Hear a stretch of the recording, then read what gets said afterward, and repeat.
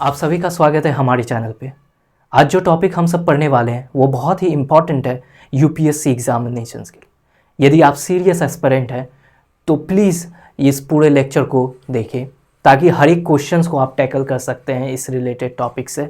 Weather it is asked in prelims, mains और even interview, you will see in confidence. So confidence के साथ आप इस topic को टैकल कर सकते हैं।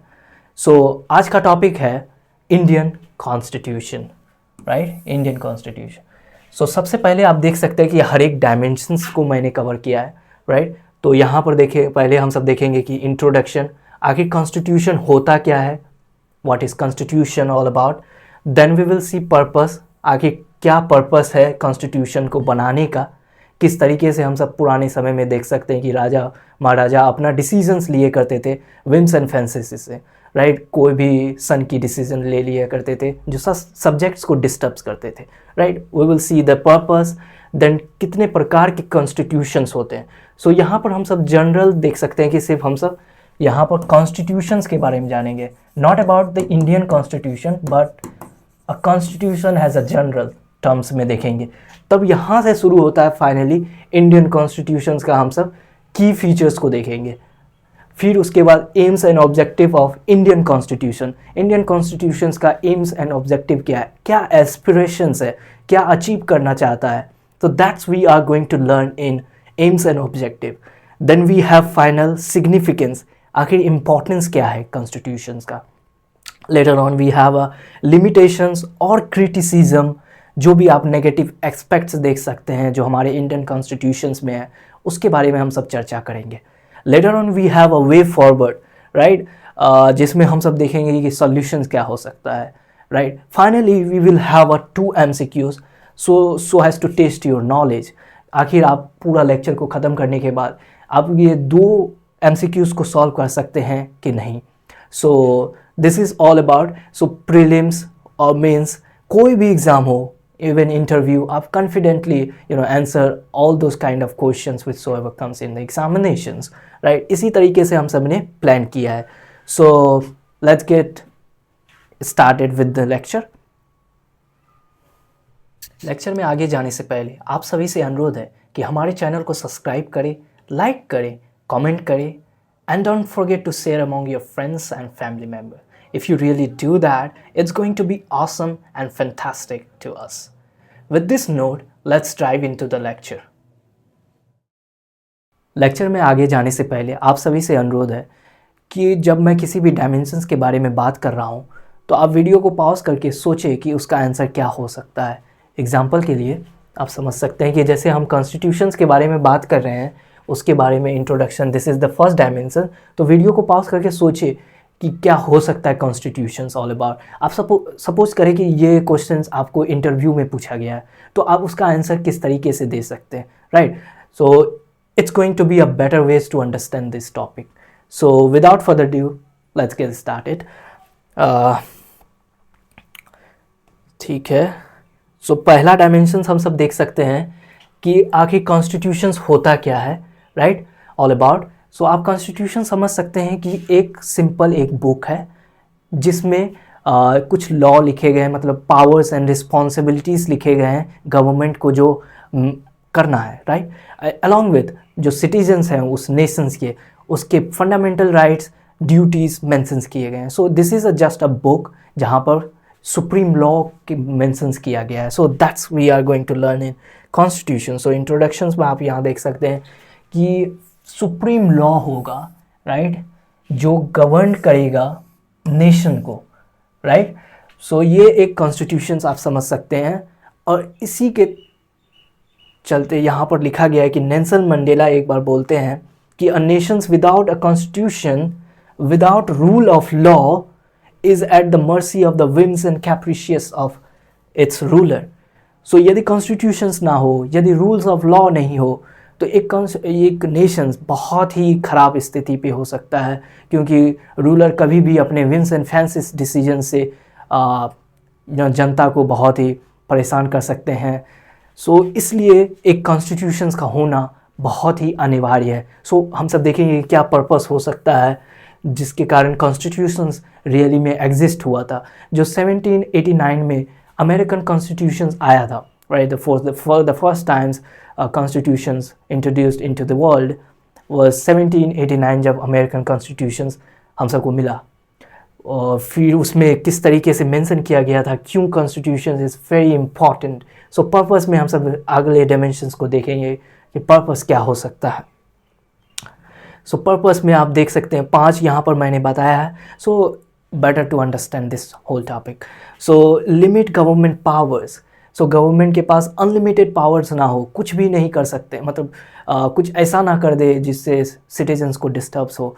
सो उसके लिए लिमिट किया जाता है गवर्नमेंट पावर्स को, उसको अकाउंटेबल बनाया जाता है, राइट। जो डिसीजंस लिया गया है वो विंस एंड फेंसिस में नहीं हो, राइट। सो दूसरा है फंडामेंटल राइट्स को हमारे प्रोटेक्ट करने के लिए कॉन्स्टिट्यूशन बनाया जाता है, ताकि सिटीजन्स एक लेवल ऑफ इन्जॉयमेंट इन्जॉय कर सके अपने लाइफ को। सो fundamental right is very important. फिर तीसरा में आप देख सकते हैं कि establish rule of law. Means rule of law हुआ कि जहाँ पर कोई भी एबव नहीं है एक रूल से, right. So no one is above the rule, above the rule, whether it is a rich और अ पुअर, कोई भी लॉ से बड़ा नहीं है, राइट। सो कॉन्स्टिट्यूशन इसको इस्टेब्लिश करता है। चौथा में देख सकते हैं इंश्योर नेशनल सिक्योरिटी। सो आप कुछ आर्टिकल्स देखेंगे कॉन्स्टिट्यूशंस में जिसमें अच्छा से बताया गया है कि किस प्रकार से आर्मी फंक्शन करेगा, उसे कौन अपॉइंटमेंट करेगा। Each and everything is mention in our constitutions, whether it is in Indian constitution और फ्रेंच कॉन्स्टिट्यूशंस का बात करें। सो हर एक कॉन्स्टिट्यूशन में बताया जाता है ताकि आर्मी का फंक्शंस अच्छा से इंश्योर रहेगा तो नेशनल सिक्योरिटी मेंटेन रहेगा। सो that is also purpose of constitutions को बनाने का। Hold government accountable.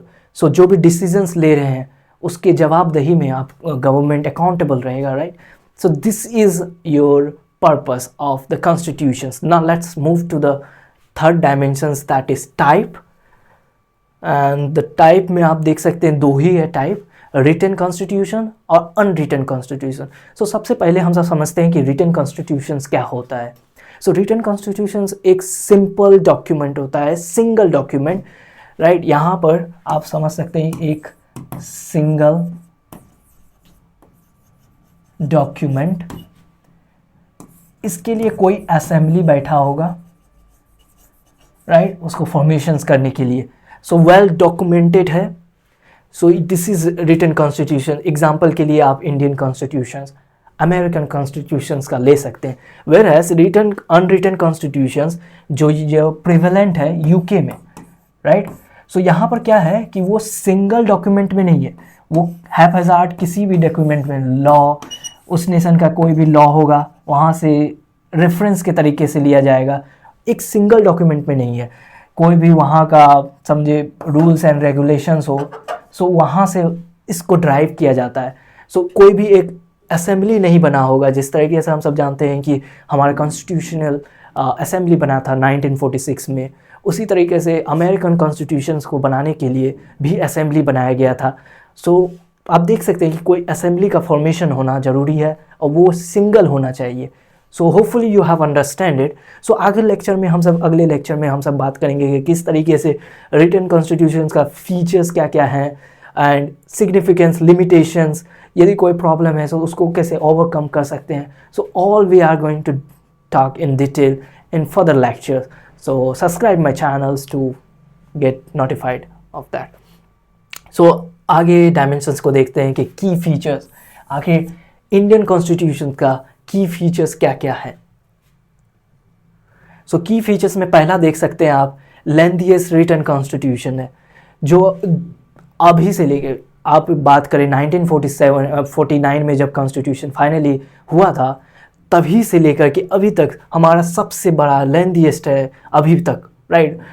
So this is feature of our constitution. Second में आप देख सकते हैं federalism with unitary tendency. So हमारा कॉन्स्टिट्यूशन प्रमोट करता है quasi federalism, right, that is quasi federalism and what really means by quasi federalism, जहाँ पर सेंटर बहुत ही पावरफुल है, स्टेट उतना पावरफुल नहीं है जितना सेंटर है। आप यूएसए में देख सकते हैं कि states are very powerful, but in India the states are not powerful because they are destructive in nature. Center यदि चाहे तो उसका boundary, name, everything can change. So यहाँ पर टेंडेंसी ये हमारा कॉन्स्टिट्यूशन हमारा बताता है, इंडियन कॉन्स्टिट्यूशन का ये एक फीचर्स है। नाउ अब उसके बाद तीसरा देख सकते हैं कि separation of powers. So legislature का बात करें, एग्जीक्यूटिव के बात करें या जुडिशियली, राइट, ये तीन हमारे पिलर्स हैं, राइट, जो सेपरेशन ऑफ पावर्स यहाँ पर है। तो ये भी हमारा एक फीचर्स है कि किस तरीके से ये सब में चेक्स एंड बैलेंस मेंटेन रहे, हमारा एक आदमी के पास या एक गवर्नमेंट बॉडीज़ के पास हर एक पावर कॉन्सोलिडेट ना हो जाए। तो ये हम सब का फीचर्स हो गया। एंड इंडिपेंडेंट जुडिशियली, तो चौथा में आप लिख सकते हैं कि इंडिपेंडेंट जुडिशियली, हमारे यहाँ पर जुडिशियली बहुत ही पावरफुल हैं। तो हम सब जान सकते हैं कि किस प्रकार से बेसिक स्ट्रक्चर ऑफ कॉन्स्टिट्यूशन बहुत ही पावरफुल है, मेथड है जिससे लेजिस्लेचर एंड एग्जीक्यूटिव को चेक्स एंड बैलेंस रख सकते हैं। सो दिस इज़, एंड उसके बाद सिंगल सिटीजनशिप है। सो हमारे यहाँ पर डबल सिटीजन्स नहीं हैं जिस तरीके से हम सब देख सकते हैं यूएसए में। So this is the features we can drive from our Indian constitution. Now let's move to further to see that aims and objective. So aims and objective हमने देख सकते हैं कि पहला है कि जस्टिस को इंश्योर करता है, राइट, क्या एस्पिरेशंस है, क्या हम सब फीचर्स में अचीव करना चाहते हैं, जो है कि जस्टिस हम सब चाहते हैं, ताकि एरिया में, किस एरिया में, सोशल एरिया में देखना चाहते हैं, इकोनॉमिक में देखना चाहते हैं, पॉलिटिकल में देखना चाहते हैं। जिस प्रकार से पॉलिटिकल में यूनिवर्सल फ्रेंचाइज है, उसी प्रकार से सोशल में डिस्क्रिमिनेशंस नहीं होना चाहिए, उसी प्रकार से इकोनॉमिक में रिच एंड पुअर में ज़्यादा डिफरेंस ना हो। तो हमारा कॉन्स्टिट्यूशन इस तरीके से बनाया गया है ताकि ये सब अचीव किया जा सके इन फ्यूचर में। सो लिबर्टी ऑफ हमारा थॉट्स होना चाहिए, एक्सप्रेशन होना चाहिए, फेथ होना चाहिए, बिलीफ होना चाहिए।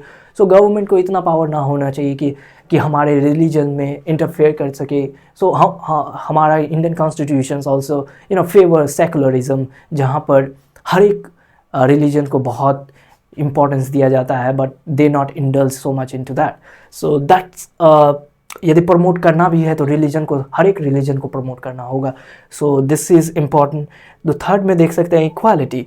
सो equality, status and opportunity. So whether it is a downtrodden peoples और SC STs, सो कोई भी छोटे पीपल्स हो उसको भी अपॉर्चुनिटी मिलना चाहिए, इक्वल अपॉर्चुनिटी मिलना चाहिए। चौथा में देख सकते हैं फ्रेटर्निटीज़, राइट, भाईचारा, ब्रदरहुड्स होना चाहिए, यूनिटी एंड इंटीग्रिटी को प्रमोट करे, राइट। एंड जो हम सब फिफ्थ में देख सकते हैं directive principle of state policy, जो हमारे पार्ट 4 ऑफ आवर कॉन्स्टिट्यूशन में बताया गया है कि किस प्रकार से हमारे गवर्नमेंट को एस्पायर करना होगा, कि अचीव करना है जो भी मेंशंस किया गया है directive principle of state policy में, जैसे यूनिफॉर्म सिविल कोड, किस प्रकार से इन्वायरमेंट को सेव करना, बेसिक मिनिमम वेजेस देना, ये सब mention in directive principle of state policy, उसको अचीव करना है, right. So this is aims and objective of Indian constitutions. Let's try to further move, and the next dimension is significance, right.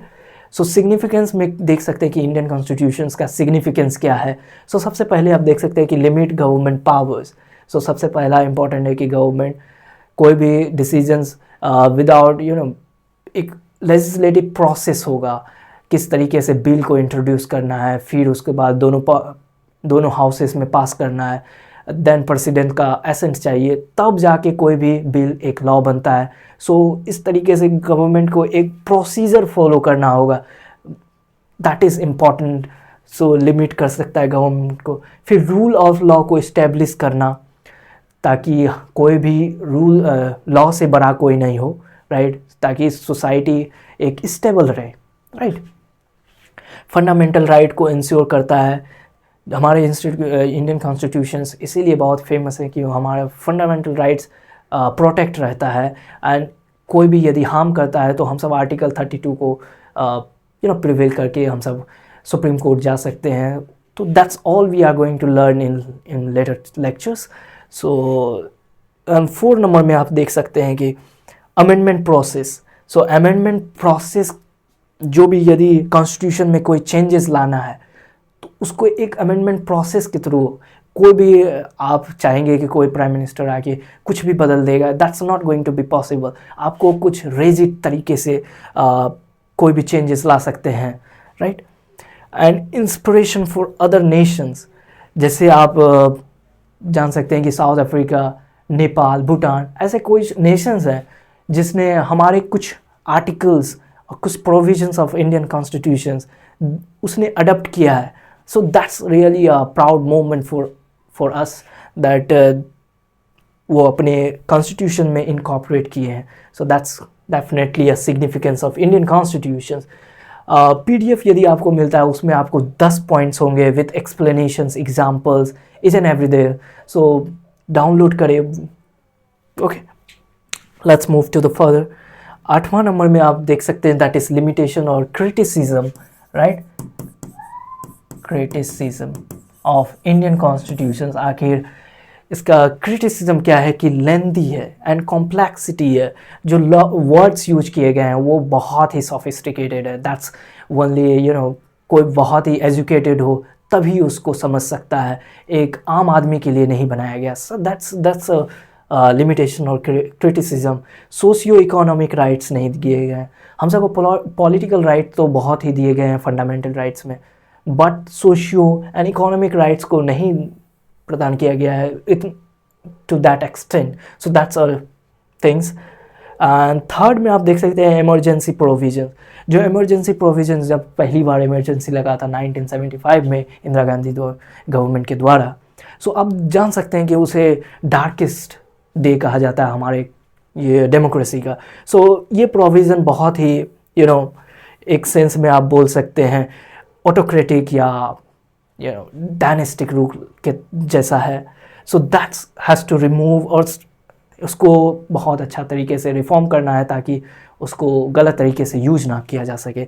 Reservation policies, कुछ ये बहुत ही highly debatable topic है कि reservation मिलना चाहिए या ना मिलना चाहिए।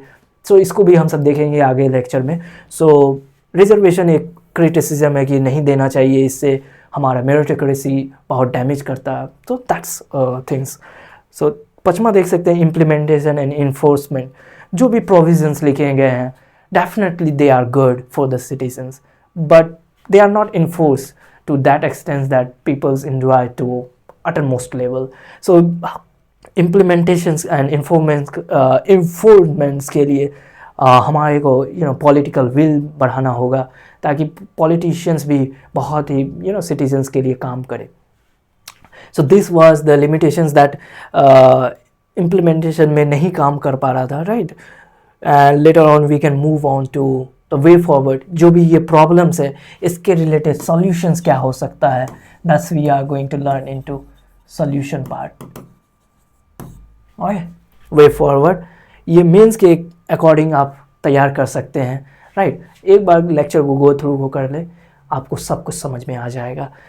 एंड पहला आप देख सकते हैं कि इंश्योर सोशियो इकोनॉमिक जस्टिस। आप किस तरीके से आप सोशियो इकोनॉमिक जस्टिस को प्रिवेल कर सकते हैं। जैसे हम सब मान सकते हैं कि रिच एंड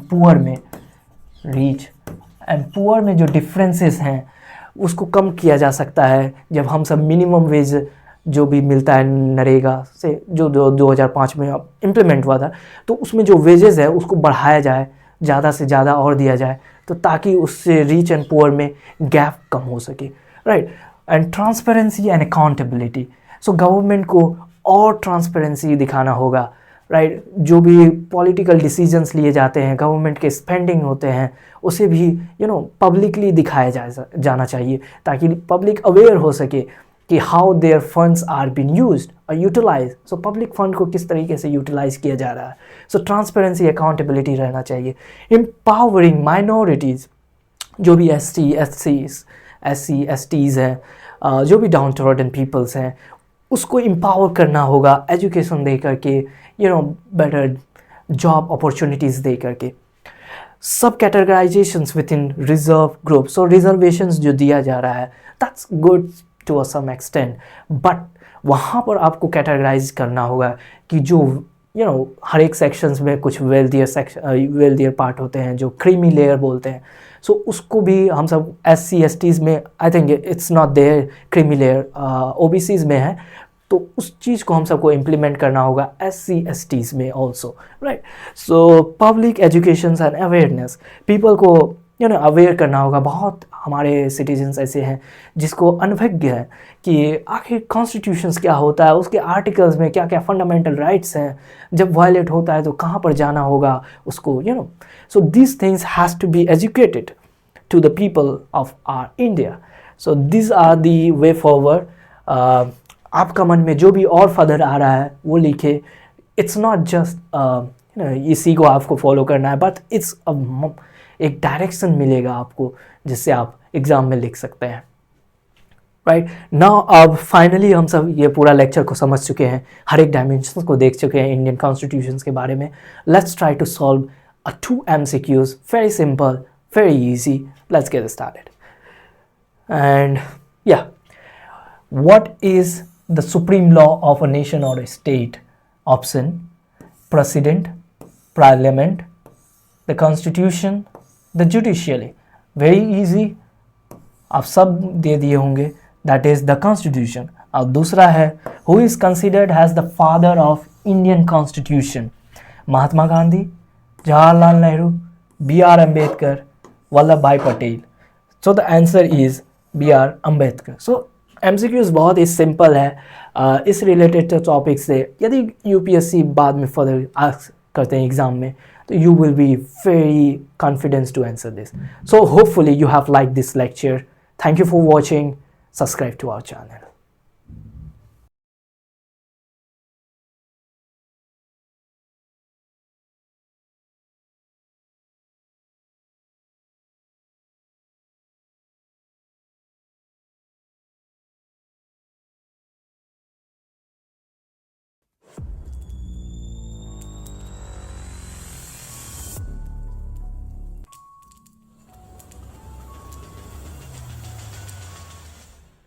आप सभी का स्वागत है हमारे चैनल पे।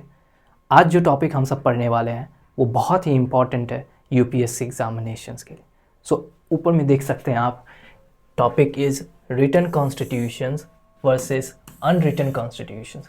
सो आज हम सब बेसिकली जानने वाले हैं कि रिटन कॉन्स्टिट्यूशंस बेसिकली क्या होते हैं और उसके बीच में difference versus unwritten constitutions, right. So किस डायमेंशंस को हम सब कवर करेंगे? पहले तो दोनों को हम सब देखेंगे कि what is written constitutions and what is unwritten constitution all about.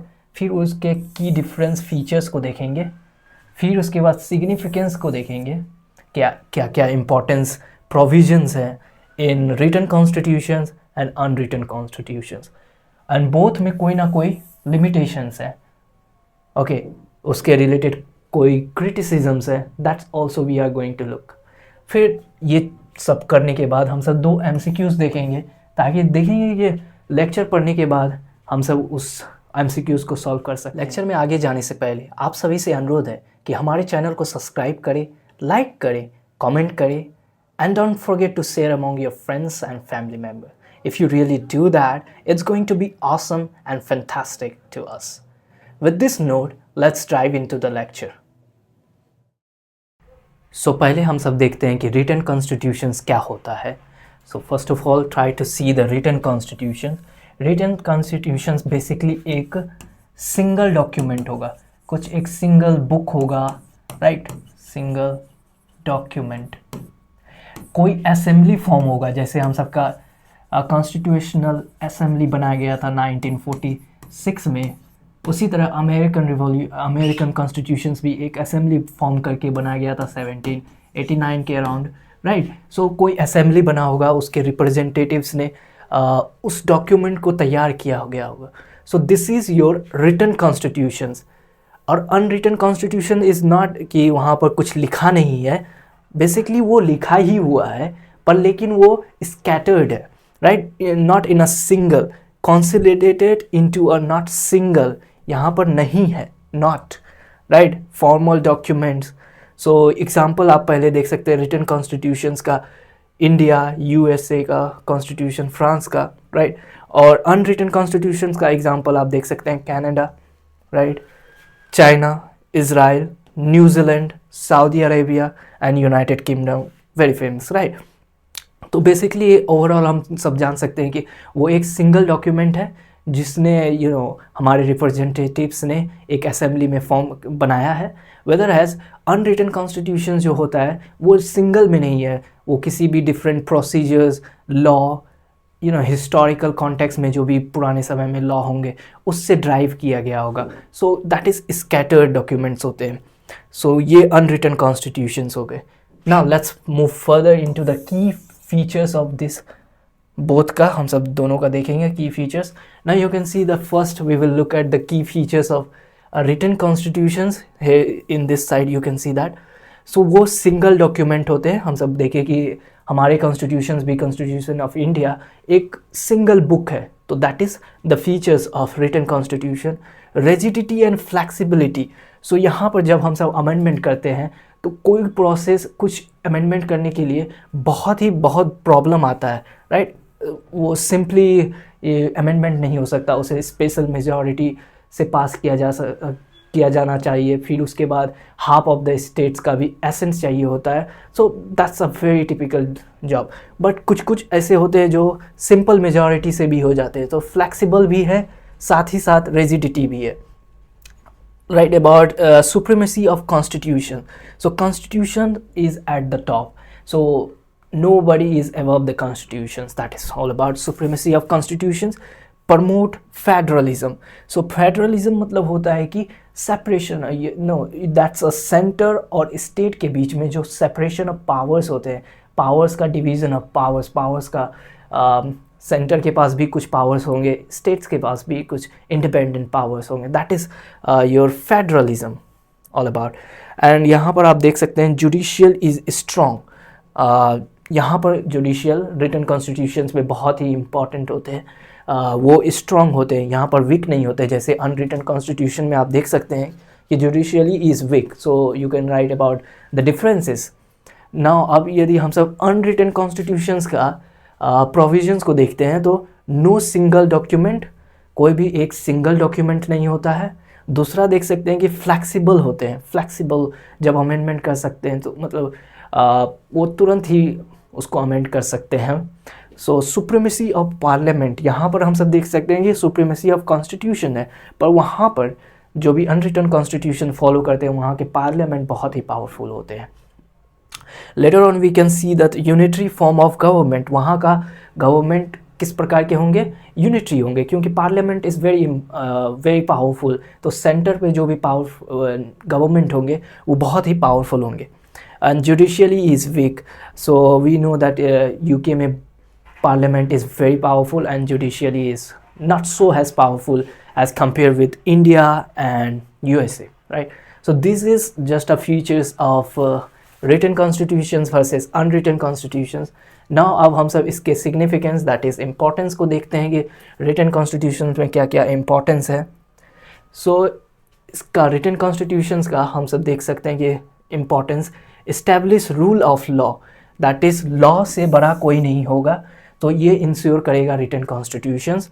Guarantee of fundamental rights, जो फंडामेंटल राइट्स होते हैं उसको हम सबको सेफ गार्ड करते हैं, कॉन्स्टिट्यूशन सबको प्रोवाइड करते हैं। एंड थर्ड में आप लिख सकते हैं सेपरेशन ऑफ पावर्स, जो लेजिस्लेटिव होते हैं, एग्जीक्यूटिव होते हैं एंड जुडिशियरी होते हैं, उसके बीच में सेपरेशन ऑफ पावर्स होते हैं, उसके जुरिस्डिक्शंस अलग होते हैं, पावर्स एंड रिस्पॉन्सिबिलिटीज। सो ये तीनों इंटरफेयर नहीं कर सकते, ये इंडिपेंडेंट है, but some extent checks and balance भी है, that's also there, we will learn that in later classes। well defined amendment process, so constitutions में हमारे जिस तरीके से article 368 of our Indian constitutions is also talking about the procedures which has to be followed for amending, right? तो उसमें बताया गया कि किस तरीके से, किस प्रोविजंस को किस तरीके से हम सब अमेंड कर सकते हैं, that is well defined. Whereas we can see that unwritten constitution में इस तरीके का प्रोसीजर पूरा डिफाइन नहीं होता, वहाँ पर एम्बिग्विटीज़ होते हैं, right. And judicially is strong. So ये इसका सिग्निफिकेंस है कि रिटन कॉन्स्टिट्यूशंस का, कि जुडिशियली यहाँ पर बहुत ही स्ट्रॉन्ग होते हैं। सो यदि आपका फंडामेंटल राइट्स वायलेट होता है तो आप सुप्रीम कोर्ट पे जा सकते हैं। That is judicially is very strong. अब हम सब देखते हैं significance of written unwritten constitutions. So promote respect for president. So यहाँ पर प्रेसिडेंट का मतलब हुआ कि पुराने जो समय में, जैसे आप समझ सकते हैं Magna carta, right, Magna carta एक लॉ था जो अंदाज 1215 में आया था, राइट। उसके प्रोविजंस अभी भी इम्प्लीमेंट होते हैं यूके में। सो यहाँ पर दिखाता है कि वो रिस्पेक्ट कर रहे हैं अपने हिस्टोरिकल कॉन्टेक्स्ट में जो भी लॉ सब आए। तो ये उसका सिग्निफिकेंस हुआ। Focus on practicalities. So practical पर, वो सब रियलिटी पर बेस्ड प्रॉब्लम को जो भी लॉ लाते हैं वो प्रैक्टिकल होते हैं, ना कि एब्स्ट्रैक्ट होते हैं जो सिर्फ लिखने के लिए लिख दिए हैं ऑन द पेपर, बट जब हम सब रियलिटी में देखते हैं कि ग्राउंड लेवल पर हो रहा है कि नहीं काम। सो दैट इज़ यूके सब में यदि आता है कोई भी लॉ तो वो इम्प्लीमेंट बहुत ही अच्छे तरीके से होता है, not just in paper but in reality, practical होता है। And flexibilities and adaptabilities. Suppose कीजिए कि अभी हम सबका इंटरनेट बूम हुआ है, तो उससे रिलेटेड लॉ जब आएगा तो आप देखेंगे कि इस नेशन सब में जो अनरिटन कॉन्स्टिट्यूशंस होंगे वहाँ पर तुरंत उसके रिलेटेड लॉ आ गया होगा। Whereas if we see about written constitutions, वहाँ पर लाना लॉ बहुत ही डिफ़िकल्ट है, because we know that amendment और या कोई भी एक्ट लाना होता है तो वो कॉस्टली प्रोसेस होता है एंड उसको टाइम भी लगता है बहुत आने में। तो that's point you can write, flexible है एंड एडेप्टेबिलिटीज़ है। Accumulate diversities and regional variations. यदि हम सब स्पेन के अनरिटन कॉन्स्टिट्यूशंस को देखते हैं तो वहाँ पर क्या होता है कि जो रीजन उसके लोकल्स गवर्नमेंट होते हैं उसका जो प्रोविजंस होते हैं वो भी बहुत अच्छे तरीके से इम्प्लीमेंट होते हैं। सो वहाँ का जो लोकल डाइवर्सिटीज़ होते हैं उसको वहाँ का जो गवर्नमेंट होते हैं बहुत ही अच्छे तरीके से काम करते हैं। And the fifth one which you can see at here serve as a model for developing democracy, right? UK का कुछ ऐसा प्रोविजंस है। So UK जो साउथ अफ्रीका में जब वो इंडिपेंडेंट हो गए थे तो उसने वहाँ का कुछ ऐसे बहुत ही इंपॉर्टेंट प्रोविजंस को अडॉप्ट किया है जिससे उसका वेलफेयर हुआ है। तो that's also a inspiration of importance of unwritten constitutions, so you can write about that. Now आप criticism and limitations में देखते हैं जो furthermore, let's try to see that. So limitations of written constitutions पहले हम सब देखते हैं। अब written constitutions का पहला limitations है potential for conflicts with customary law. customary law हुआ जो हमारा historical laws of जो पुराने समय में थे, before the coming of constitution. So आप सपोज कर सकते हैं कि यदि हम सब अफ्रीका या इवन इंडिया का एग्जांपल ले, यहाँ पर क्या होता है कि जो सबसे बड़ा सन होते हैं, राइट, जो सबसे बड़ा बेटा होता है उसको ज़्यादा प्रॉपर्टी राइट्स मिलते हैं, राइट। पर लेकिन अब लॉ कॉन्स्टिट्यूशन क्या बोलता है कि इक्वालिटी को वी नीड टू फॉलो। सो यहाँ पर हमारे कस्टमरी लॉ से थोड़ा वायलेट कर रहा है कि अब इक्वालिटी, हर एक सन को इक्वल जो भी डिवीज़न होगा तो वो इक्वली होना चाहिए, ना कि डिस्क्रिमिनेशंस होना चाहिए। तो the potential for conflict with customary law, ये आप लिमिटेशंस बोल सकते हैं कि ओके। एंड रिजिडिटी है ही कि यहाँ पर जो अमेंडमेंट होते हैं या कोई चेंजेस करना होता है वो बहुत ही कॉम्प्लेक्स होते हैं, बहुत टाइम टेकिंग होते हैं, कॉस्टली भी होते हैं and time consuming amendment. So you can write that things into the limitations of unwritten constitution. Incompleteness, right? वो incompleteness क्यों है? क्योंकि जब जो फ्यूचर है, फ्यूचर में कोई लॉ आएगा उसको इम्प्लीमेंट करना, उसको अमेंड करना, उसके रिलेटेड प्रोविजंस को कॉन्स्टिट्यूशन में डालना वो बहुत ही डिफ़िकल्ट है, क्योंकि टाइम टू टाइम बहुत ज़्यादा हमारा world is changing very fast. So उसको इनकॉर्पोरेट करना is very very difficult in written constitutions. It's going to become a bulky book ना। So that is there. And यहाँ पर 5वां में आप देख सकते हैं symbolic importance versus reality. So ऐसा देखा गया है कि इंडियन कॉन्स्टिट्यूशंस को यदि हम सब देखते हैं, पढ़ते हैं, तो उसमें बहुत सारे ऐसे प्रोविजंस बहुत ही अच्छे हैं, आइडियली बहुत ही अच्छे हैं, पर ग्राउंड लेवल रियलिटी जब हम सब देखने जाते हैं, so that's really sad information for us that ground reality में बहुत ही डिफरेंट पिक्चर्स होते हैं. So that is there is reality कुछ अलग है, पर लेकिन सिंबॉलिक इम्पोर्टेंस हम सब देख सकते हैं कि कॉन्स्टिट्यूशन में बड़े बड़े वादे किए गए हैं, पर लेकिन वो ग्राउंड लेवल पर नहीं मिलता. So that is there. Unwritten constitutions में हम सब लिमिटेशंस में देख सकते हैं कि नो सिंगल डॉक्यूमेंट. सो एक भी यदि इफ सिंगल डॉक्यूमेंट नहीं होगा तो एम्बिग्विटीज़ होंगे, कन्फ्लिक्ट्स होंगे. So that is there the limitation part. Flexible होने के कारण फ्रिक्वेंट चेंजेस होंगे, तो अडप्ट करने में थोड़ा प्रॉब्लम्स आएंगे वहाँ के सिटीजन्स को. एंड सुप्रीमेसी ऑफ पार्लियामेंट, वहाँ पर पार्लियामेंट यदि बहुत सुप्रीम हो जाएंगे then it's going to be problem for the peoples, because जब पार्लियामेंट जो चाहेंगे वो कर सकते हैं, सो इससे जुडिशियली हैम्पर हो सकता है. And later on the fourth part, unitary form of government. एक लेवल का गवर्नमेंट होगा तो if centre is very powerful and states are deprived of resources, ये बहुत ही अ सेंस ऑफ डिप्राइव्ड और डिस्क्रिमिनेशंस आप फील कर सकते हैं कि सेंटर स्टेट के पास उतना रिसोर्स नहीं है कि वो अपने आप को डेवलप कर सके. बट इंडिया में आप देख सकते हैं कि हर एक स्टेट के पास अपना पुलिस सिस्टम्स है, हर एक लैंड से रिलेटेड प्रोविजंस उसके पास है, तो वो अपना वेल फ्लोरिश कर सकते हैं.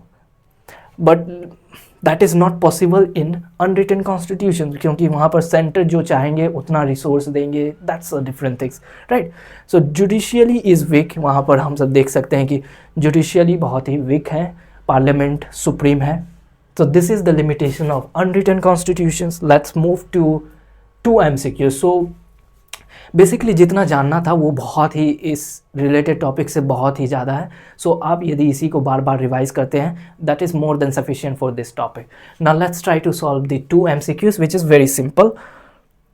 सो पहला MCQs आपके सामने है, a key benefits of written constitution. So written constitution single document होगा जहाँ पर. So options are greater flexibilities, reduce ambiguities, historical continuities, lack of amendment procedures. So यहाँ पर आप देख सकते हैं कि इसका बेनिफिट्स पूछ रहा है, तो बेनिफिट्स में क्या है, रिड्यूस एम्बिग्विटीज़. सो यहाँ पर क्योंकि हर एक चीज़ डिफाइंड है, वेल डिफाइंड है एक बुक में, तो एम्बिग्विटीज़ का कोई सिचुएशंस ही नहीं आता. So that is your answer. And दूसरा में हम सब देख सकते हैं, which features is more relevant for unwritten constitution. यहाँ पर अब हम सबसे अनरिटन कॉन्स्टिट्यूशंस के बारे में जानना चाह रहा है, और उसका भी फीचर्स के बारे में. सो कौन सा फॉर्मल ऑप्शंस है, फॉर्मल अमेंडमेंट प्रोसीजर्स, क्या वो फॉर्मल अमेंडमेंट प्रोसीजर्स को यूज़ करते हैं? नहीं, that's not. So judicial interpretations of law, codified document outlining principles, क्या वो डॉक्यूमेंट कॉडिफाइड है? नहीं है. स्पेसिफिक डेट ऑफ अडॉप्शंस, जब असेंबली ही नहीं बना, ना कोई उसके लिए रिलेटेड, तो अडॉप्शंस कैसे होगा? ये गलत है, ये गलत है, ये गलत है. So options is B, right. Reduce interpretation of judicially interpretation of law. So यहाँ पर जब एम्बिग्विटीज़ हैं ज़्यादा, तो जुडिशियल बहुत ही इंपॉर्टेंट रोल प्ले करते हैं उसको इंटरप्रेट करने के लिए. तो that's points you can add on to its significance as well and features, judicial interpretation of law. So this is all about this whole lecture. So hope you have learned something. So please do subscribe my channel. Thank you.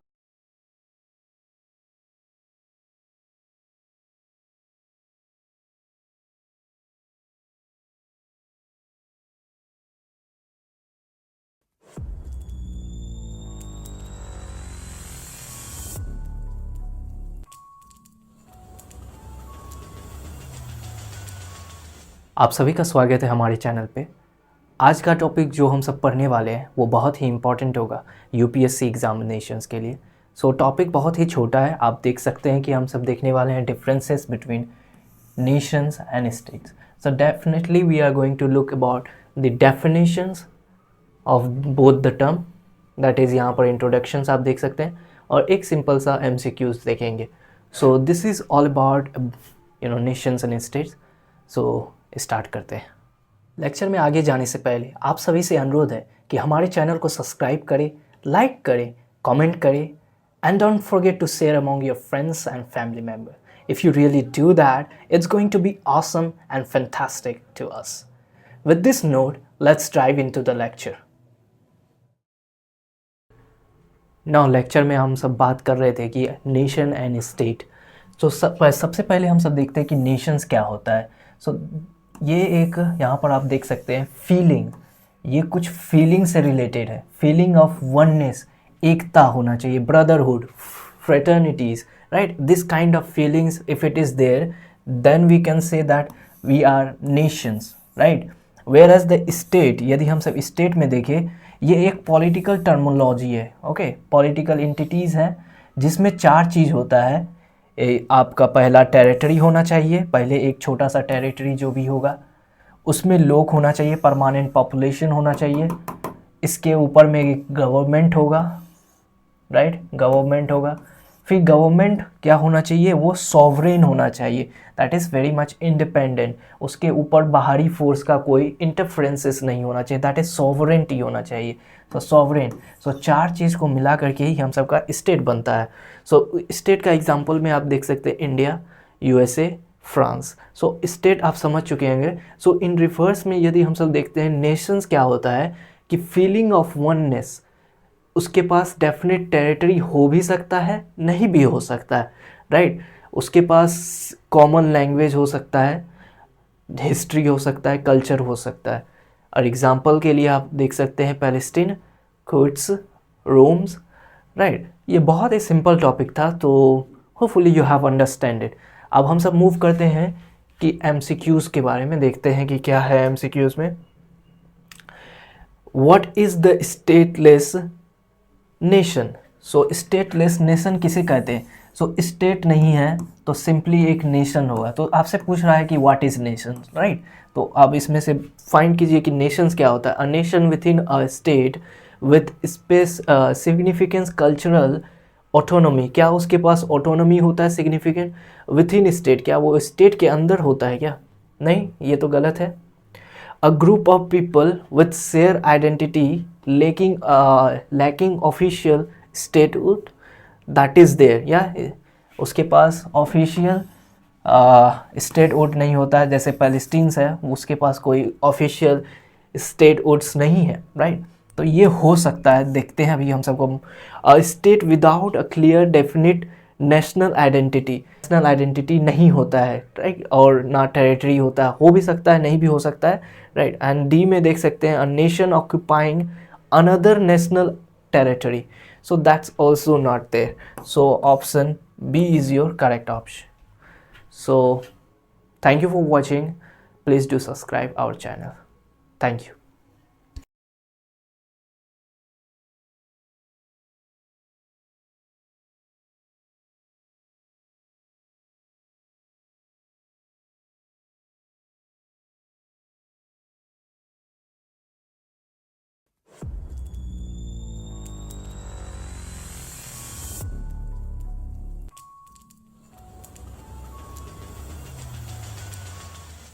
आप सभी का स्वागत है हमारे channel पे।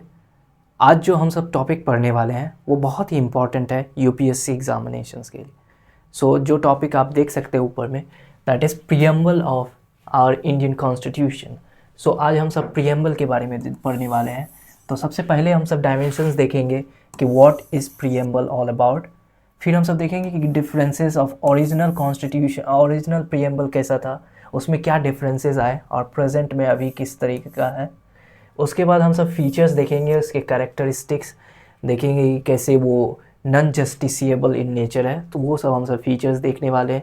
साथ ही साथ हम सब उसके कीवर्ड्स जैसे सॉवरेंटी है, right, democratic, these words are been use, उस वर्ड्स को हम सब समझने का कोशिश करेंगे एग्जांपल्स के साथ। सो और कॉन्स्टिट्यूशनल अमेंडमेंट, इससे रिलेटेड जो भी कॉन्स्टिट्यूशनल अमेंडमेंट हुए हैं, बेसिकली एक ही हुआ है, दैट इज़ 1976 में 42nd, तो उसके बारे में हम सब देखेंगे। एंड जुडिशियल जजमेंट, प्रीएम्बल से रिलेटेड जो भी जुडिशियल जजमेंट हुए हैं और उसके प्रोविजंस क्या क्या बताए गए हैं, that also we are going to learn in this. Significance, आखिर हमारे प्रीएम्बल उसका इम्पोर्टेंस क्या है हमारे कॉन्स्टिट्यूशन में, उसको हम सब देखने वाले हैं, उसके बारे में हम सब जानने वाले हैं। एंड लिमिटेशंस, कुछ कुछ उसके क्रिटिसिजम्स हैं, that also we are going to learn. So हम सब उसके बारे में भी चर्चा करेंगे। And along with we have a solution और समथिंग वे फॉरवर्ड हम सब दे सकते हैं कि ताकि इसको इम्प्रूव किया जा सके, right. And later on finally we have 2 MCQs। So lecture ख़त्म होने से पहले हम सब उस 2 MCQs को भी सॉल्व करेंगे ताकि आप ओवरऑल इस टॉपिक को समझ सकें। सो स्टार्ट करते हैं। लेक्चर में आगे जाने से पहले आप सभी से अनुरोध है कि हमारे चैनल को सब्सक्राइब करें, लाइक करें, कमेंट करें, and don't forget to share among your friends and family member. If you really do that, it's going to be awesome and fantastic to us. With this note, let's dive into the lecture. हम सब preamble के बारे में बात कर रहे थे, तो हम सब शुरू करते हैं। आखिर पहला है कि what is preamble, right. Preamble एक आप बोल सकते हैं कि इंट्रोडक्शन है, राइट। इंट्रोडक्शन बोल सकते हैं या प्रीफेस बोल सकते हैं ऑफ आवर कॉन्स्टिट्यूशन, राइट। एक जैसे बुक में किसी तरह का एक इंडेक्स नहीं होता है introductions, so that is similar kind of हमारे कॉन्स्टिट्यूशन में प्रीएम्बल का रोल है। तो यदि आप सुप्रीम कोर्ट के डिसीजंस को देखेंगे क्या डिफाइन करते हैं, तो supreme court of India has describe the preamble as the soul of our constitution reflecting its core values and aspirations. It acts as a guide to understanding the Constitution's fundamental purpose and objective. So you can just understand that कि हमारे soul and heart of our constitutions किसे कहा जाता है, that is preamble। किसके द्वारा कहा गया है, सुप्रीम कोर्ट। सो इंट्रोडक्शन आप कुछ इस प्रकार से कर सकते हैं। सो बेसिकली आप समझ चुके होंगे कि preamble बेसिकली होता क्या है। नाउ लेट मूव टू देखते हैं कि ये जो पार्ट है ओरिजिनल का हमारे प्रीएम्बल किस तरीके से था और अभी प्रेजेंट में किस तरीके का है। सो यहाँ पर आप सब देख सकते हैं, राइट। यहाँ पर आप सॉवरेन डेमोक्रेटिक रिपब्लिक देख सकते हैं, पर यहाँ पर 2 वर्ड को जोड़ा गया था, राइट।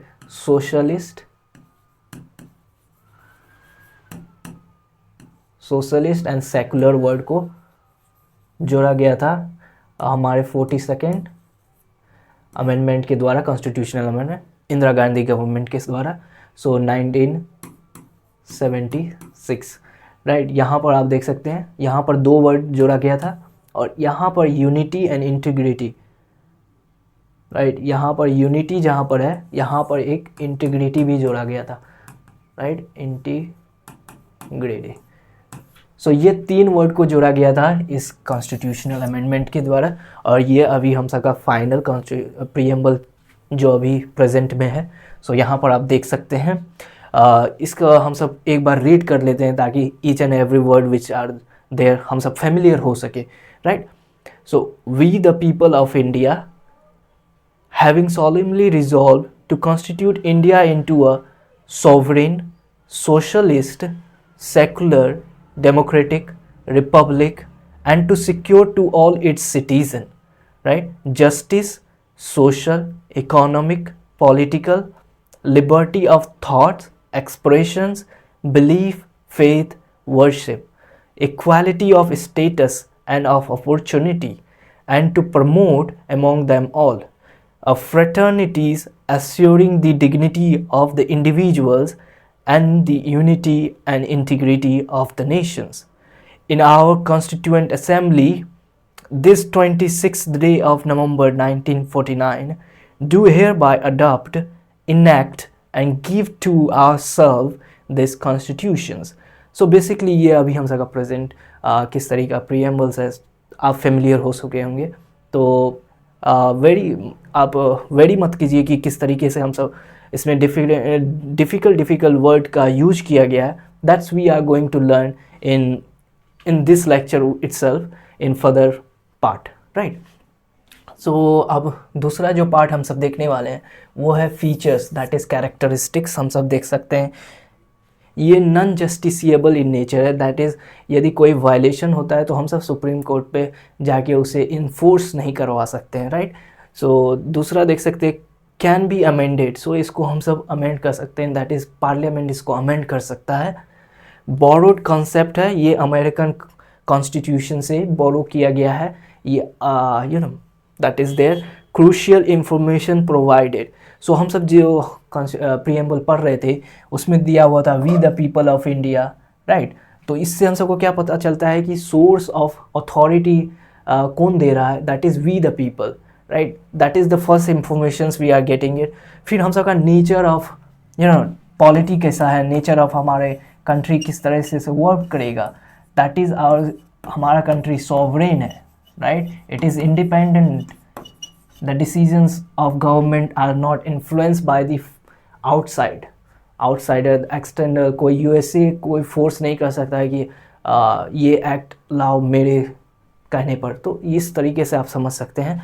एंड फिर सोशलिस्ट है, दैट इज़ वेलफेयर स्टेट है हमारा कंट्री, सेकुलर है, हर एक कंट्री को, हर एक रिलीजन को रिस्पेक्ट के नज़र से देखा जाता है, right.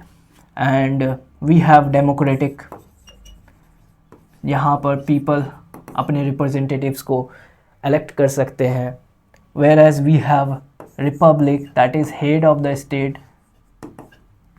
Will be elected by we the people, right. हम सब के द्वारा ही head of the state elect किया जा सकेगा। और भी फर्दर इंफॉर्मेशन हमको पता चलता है, दैट इज़ एस्पिरेशंस क्या है, हम सब आगे क्या अचीव करने वाले हैं, दैट इज़ हम सब जस्टिस, लिबर्टी, इक्वालिटी जो हम सब पढ़े थे वो हम सब अचीव करने वाले हैं। सो इसको हम सब डिटेल में और फर्दर में देख सकते हैं कि इसी में और इन्फॉर्मेशन पता चलता है कि कब हम सब ने इसे अडॉप्ट किया था। सो ये सब इन्फॉर्मेशन हम सबको प्रीएम्बल के द्वारा पता कर चलता है। सो हिस्टोरिकली सिग्निफिकेंस है क्योंकि यहाँ पर हम सब के जो भी फ्रीडम फाइटर्स हैं उसके आइडियाज़ को इसमें वेल एग्जिबिटेड किया गया है, दिखाया गया है, right. So this is the features of preamble of Indian constitutions. Let's move to the keyword. So जो keywords यूज किए गए हैं तो अब हम सभी बेसिकली इसको अच्छे से समझते हैं, राइट। सॉवरेन हम सब अभी तुरंत बात किए थे कि किस तरीके से यूएसए हम सबको फोर्स नहीं कर सकता है कोई डिसीजंस लेने के लिए, we are independent, right. So socialist means होता है कि किस तरीके से गवर्नमेंट का नेचर होगा, वो वेलफेयर स्टेट होगा या पुलिस स्टेट होगा, समथिंग लाइक दैट। सो यहाँ पर हम सबका सोशलिस्ट है, that is government will work for the people. Secular, that is respect for all religion in India, हम सबके पास कोई भी ऑफिशियल रिलीजन नहीं है, we are secular in nature, right, that is there.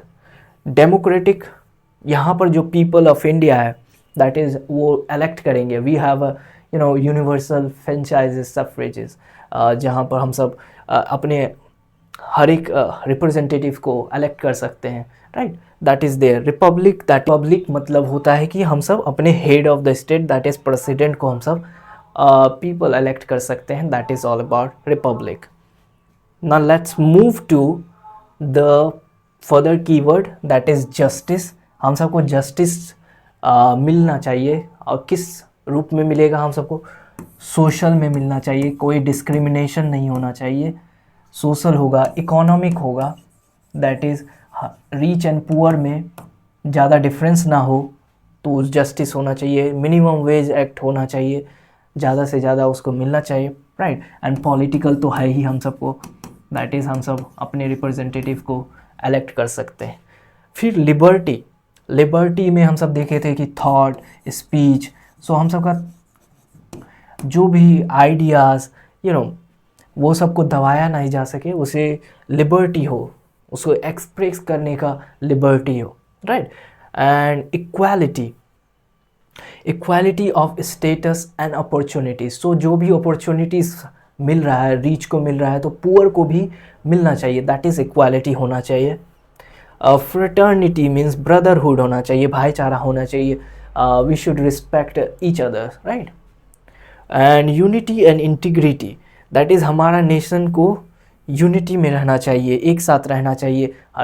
सो हमारा एम होना चाहिए कि हम सब एक साथ रहे, यूनिटी और इंटीग्रिटी के साथ रहे, राइट। सो कोई प्रॉब्लम आए तो सब मिल के उसको सॉल्व करें, right. That is there in unity in integrity के साथ। नाउ आप फर्दर मूव करते हैं दूसरा डायमेंशंस पे, दैट इज़ कॉन्स्टिट्यूशनल अमेंडमेंट।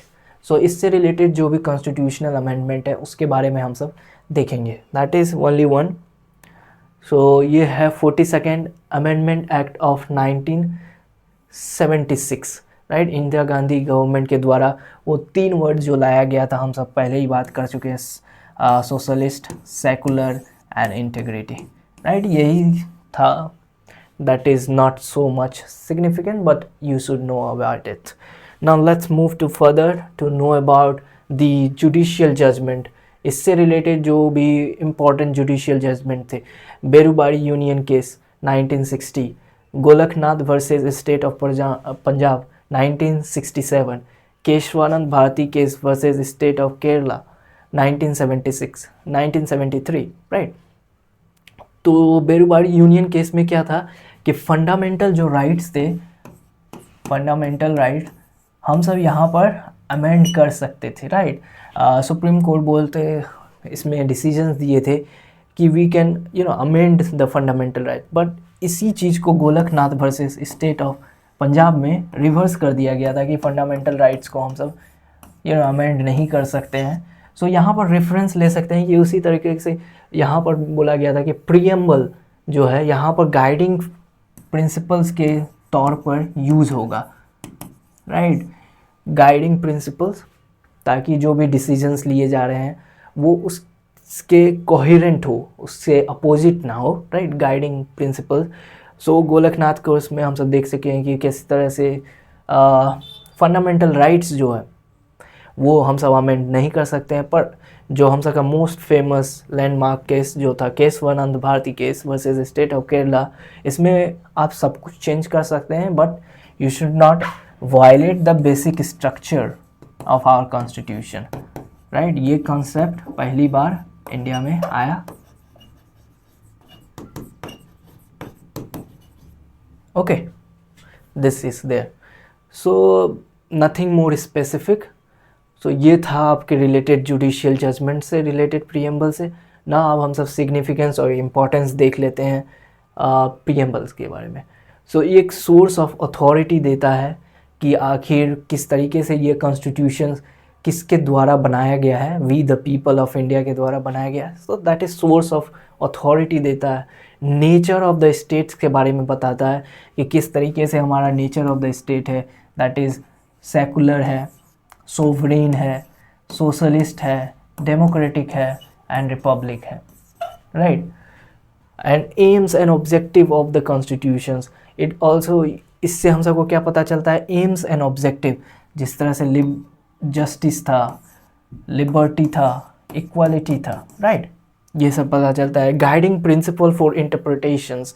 सो कभी भी सुप्रीम कोर्ट को प्रॉब्लम आता है तो वो प्रीएम्बल को देखते हैं, तो उसको मदद करने में गाइड करने में मदद करता है। So that is there guiding principle for interpretations. Symbol of national identity, ये एक प्रकार का नेशनल आइडेंटिटी है, क्योंकि बहुत सारे स्कूल में आप देखते होंगे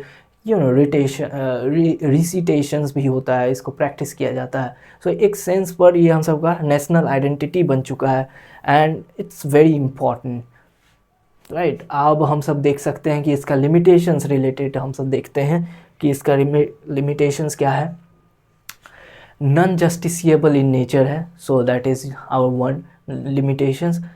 वर्नेबिलिटीज़ टू अमेंडमेंट, सो ये अमेंड किया जा सकता है, जो आज प्रिंसिपल्स उसमें है हो सकता है कि कल ना भी हो, राइट। सो उसे अमेंड किया जा सकता है। एम्बिग्विटीज़ ऑफ लैंग्वेज, जो लैंग्वेज यूज़ किया गया है that is not well defined in our constitution, so उसको डिफ़ाइन करना चाहिए ताकि एम्बिग्विटीज़ को हटाया जा सके।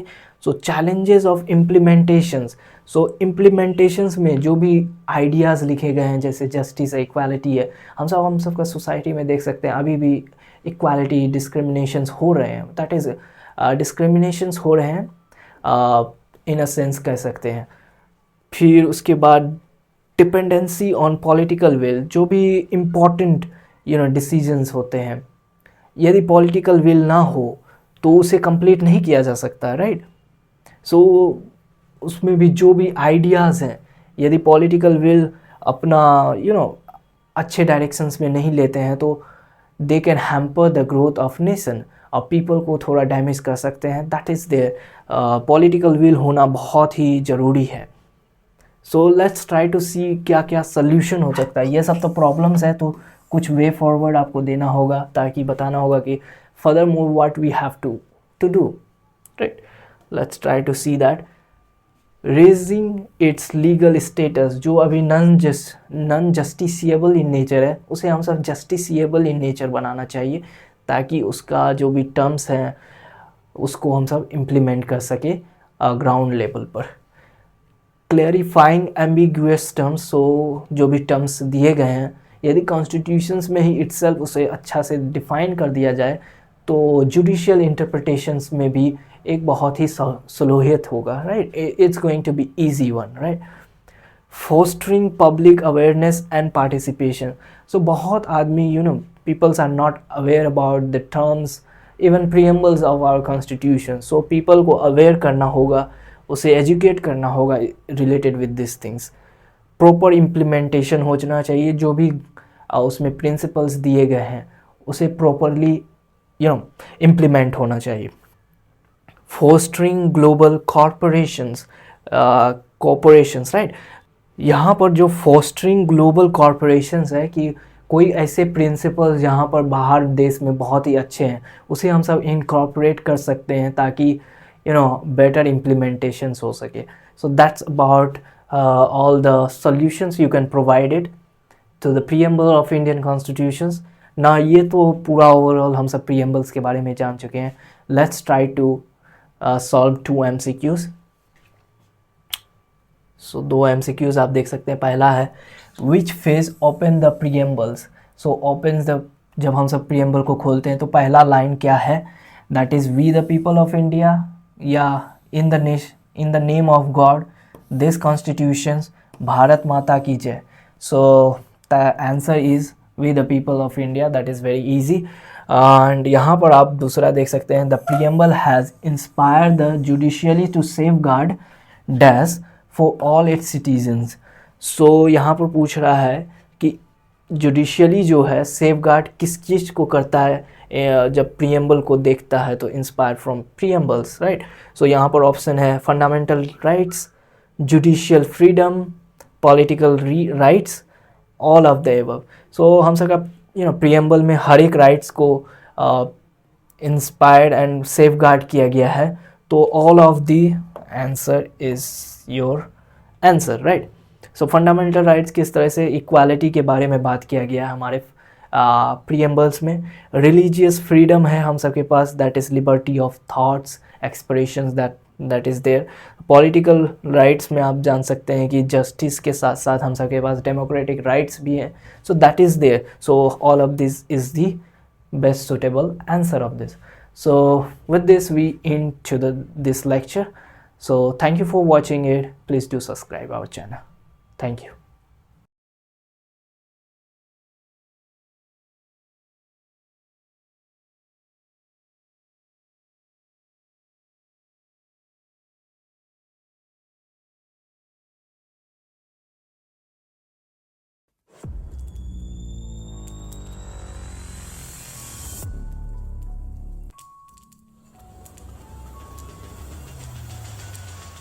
आप सभी का स्वागत है हमारे चैनल पे। आज जो टॉपिक हम सब पढ़ने वाले हैं वो बहुत ही इम्पॉर्टेंट है यूपीएससी एग्जामिनेशंस के लिए। सो आप ऊपर देख सकते हैं, that is the topic union and its territory. So basically हम सब पहले देखने वाले हैं डायमेंशंस। आप देख सकते हैं कि ये सारे डायमेंशंस को हम सब कवर करने वाले हैं। सो आप समझ सकते हैं कि आप ओवरव्यू ले सकते हैं कि आखिर हम सब पूरे लेक्चर में क्या बात करने वाले हैं, राइट। सो पहले हम सब देखेंगे कि यूनियन का डेफिनेशंस क्या हो सकता है और टेरिटरी, इस दोनों में कुछ डिफरेंस है, तो उस टर्मोलॉजी को हम सब देखेंगे। एंड फिर दूसरा पार्ट में हम सब देखने वाले हैं पार्ट्स एंड आर्टिकल्स। बेसिकली ये पहला पार्ट्स ही है, और आर्टिकल्स आपका शुरू होता है 1 से लेकर के 4। सो union and its territory 4 articles हैं इससे रिलेटेड। फिर हम सब देखते हैं इससे रिलेटेड कॉन्स्टिट्यूशनल अमेंडमेंट हुए हैं कुछ, तो उसके बारे में हम सब देखेंगे। एंड कोई जुडिशियल जजमेंट दिया गया हो related with this part, so that also we are going to learn in this part. फिर फाइनली हम सब हर एक दिन की तरह 2 MCQs को सॉल्व करेंगे। सो चलते हैं लेक्चर में। लेक्चर में आगे जाने से पहले आप सभी से अनुरोध है कि हमारे चैनल को सब्सक्राइब करें, लाइक करें, कमेंट करें, and don't forget to share among your friends and family member. If you really do that, it's going to be awesome and fantastic to us. With this note, let's dive into the lecture. So हम सब बात कर रहे थे union and its territory के बारे में। तो सबसे पहले हम सब देखते हैं, डिफाइन करते हैं यूनियन क्या होता है। यूनियन हुआ जो हमारे सारे स्टेट्स हैं, राइट। सो स्टेट्स यहाँ पर देख सकते हैं, यहाँ जम्मू एंड कश्मीर से लेकर के यहाँ तमिलनाडु तक, इधर गुजरात से लेकर के आपका अरुणाचल प्रदेश, जो भी सारा स्टेट्स है, right, exclude the union territory, right. Union territory इसमें नहीं आएगा। और टेरिटरी में आपका 3 चीज़ होता है, that is state plus union territory plus आपका जो फ्यूचर में कोई भी एक्वायर्ड होगा रीजन और कोई कंट्री, तो that is also include in territory. So this is the definitions of this 2 terms. So हम सब पहले बात कर चुके हैं कि part 1 of our constitutions deal with this things, और 4 आर्टिकल्स हैं इससे रिलेटेड हम सब पढ़ने वाले हैं। That is union of India, यहाँ पर देखिए उसी चीज़ को डिफाइन किया गया है कि entire country of India as a unified entity encompassing all states only, right, all state only, whereas territory आपका यहाँ पर देख सकते हैं states आएंगे and union territory आएंगे, and फ्यूचर में जो भी एक्वायर्ड होंगे उसको इंक्लूड किया जाएगा। सो आप समझ चुके होंगे। Now let's move to the further part, और यहाँ पर हम सब चारों आर्टिकल्स को डिटेल में देखने वाले हैं, आखिर क्या क्या प्रोविजंस हैं, क्या फीचर्स हैं, right. That's all we are going to learn through examples. So यहाँ पर आप देख सकते हैं first article. So article first में बात किया जाता है कि हम सबको पता चलता है कि हमारा कंट्री का नाम क्या होगा, that is India, that is Bharat. So अभी डिबेट है चल रहा है कि इंडिया रखा जाए या भारत। सो यहाँ पर तो कॉन्स्टिट्यूशन में पहला ही आर्टिकल में पहले बता दिया गया है कि India that is Bharat. So India और भारत आप दोनों यूज कर सकते हैं, that's not a big problem. So shall be a union of states. और यहाँ पर आपको बताया गया है कि किस तरीके से आर्टिकल 1 जो हम सबको पता चलता है कि नेम ऑफ द कंट्री, यहाँ पर आप देख सकते हैं name of the country that is India, और टाइप ऑफ पॉलिटी, हम सब कौन पॉलिटी को फॉलो कर रहे हैं, दैट इज़ हम सब यूनियन तो हैं पर लेकिन हम सब कोई भी एग्रीमेंट नहीं लिए हैं। जिस तरीके से यूएसए में जब फॉर्म हुआ था उसने एग्रीमेंट किया था, राइट। वहाँ का स्टेट चाहे तो अलग हो सकता है, राइट, वो अपना इंडिपेंडेंट हो सकता है, पर लेकिन इंडिया में ये कंडीशंस नहीं है, right. We are not done the agreement. हम सब यहाँ पर देख सकते हैं कि हमारा सेंटर यूनियन बहुत ही स्ट्रॉन्ग है, दैट इज़ इंडिस्ट्रक्टिबल है। स्टेट सब को हम सब डिस्ट्रक्ट कर सकते हैं, डिस्ट्रक्टिबल है, पर हमारा जो सेंटर है वो नहीं है, right. So they are in very powerful. So यहाँ पर ये सब पहला आर्टिकल में बात किया गया है। तो बेसिकली आप याद करें कि आर्टिकल 1 में basically name of our country है, और उसके बाद किस तरीके का हम सब का पॉलिटी है, राइट। हम सब फेडरल तो हैं पर लेकिन एग्रीमेंट के विदाउट है, राइट। ये सब याद रखना। फिर दूसरा आर्टिकल बात करता है कि जब एक्सटर्नल रीएडजस्टमेंट हो, राइट। एग्जाम्पल के लिए आप समझिए, जब सिक्किम पहले दूसरा कंट्री था, राइट, वो जब हमारे कंट्री में ज्वाइन हुआ, राइट, यहाँ पर देख सकते हैं कि 1975 में वो हम सब का एक पार्ट बन चुका था। तो उससे क्या हुआ कि वो किस आर्टिकल के द्वारा हम सब के पार्ट बन सकता है, वो आर्टिकल 2 के द्वारा अमेंडमेंट करने के द्वारा वो हमारे कंट्री का पार्ट बना। That is there in article admission और establishment of new state, that is जो नहीं है हम सब के पास पहले से। अभी हम सब आर्टिकल 3 पढ़ेंगे जिसमें हम सब देखेंगे कि इंटरनल रीएडजस्टमेंट होगा, दैट इज़ जो पहले से है, जैसे हम सब यहाँ पर देख सकते हैं जो पहले से यहाँ पर है, यदि सपोज करें यदि बांग्लादेश कभी हो सकता है फ्यूचर में आ जाए, तो आर्टिकल्स 2 को यूज करके उसे अपने कंट्री में मिलाया जा सकता है, right. So this is all about. Now let's move to further. Article 3 हम सबका बात करता है कि पार्लियामेंट किस तरीके से ये जो एग्जिस्टिंग है इसमें पहले या तो कोई नया स्टेट्स बना सकता है, जैसे झारखंड बनाया गया था, ये आपका तेलंगाना हुआ, राइट, ये सबको बनाया गया था, तो फॉर्म कर सकता है न्यू स्टेट को। Increase the area of state, किसी भी एरिया को बढ़ा सकता है किसी भी स्टेट का, सो कोई भी आप सेलेक्ट कर सकते हैं, राइट। तो डिमिनिश द एरिया, छोटा कर सकते हैं एरिया को। Alter the boundary of any state, उसको बाउंड्री को अल्टर कर सकते हैं, जो भी अभी फिक्स है उसे अल्टर किया जा सकता है। क्रिएशन ऑफ न्यू स्टेट किस प्रकार से क्रिएट किया जा सकता है, सेपरेटिंग के द्वारा किया जा सकता है। Uniting states, uniting territory, so union territory को भी मिलाया जा सकता है, so that is there into this. So ये कुछ ऐसे पॉइंट्स हैं आपको याद रखना होगा। पर लेकिन मानिए कि यदि इसमें जो चेंजेस लाया जा रहा है कि कोई भी नया स्टेट्स बनेगा, जब तेलंगाना को बनाया गया होगा 2014 में, राइट, तो क्या प्रोसीजर फॉलो किया गया होगा पार्लियामेंट में, क्या वो सिंपल मेजॉरिटी से हुआ होगा या स्पेशल मेजॉरिटी से, so that is also important. So पहला स्टेप होना चाहिए कि prior approval of president is required. So ये पॉइंट आपको याद रखना है कि जब भी कोई नया स्टेट या यूनियन टेरिटरी बनेगा तो पहले उस बिल को प्रेसिडेंट के पास प्रायर अप्रूवल के लिए भेजना होगा, दैट इज़ फर्स्ट स्टेप। फिर उसके बाद बिल जब प्रेसिडेंट आगे भेजेगा तो वो दोनों हाउस में जाकर के सिंपल मेजॉरिटी से होगा, स्पेशल मेजॉरिटी से नहीं, सिंपल मेजॉरिटी से।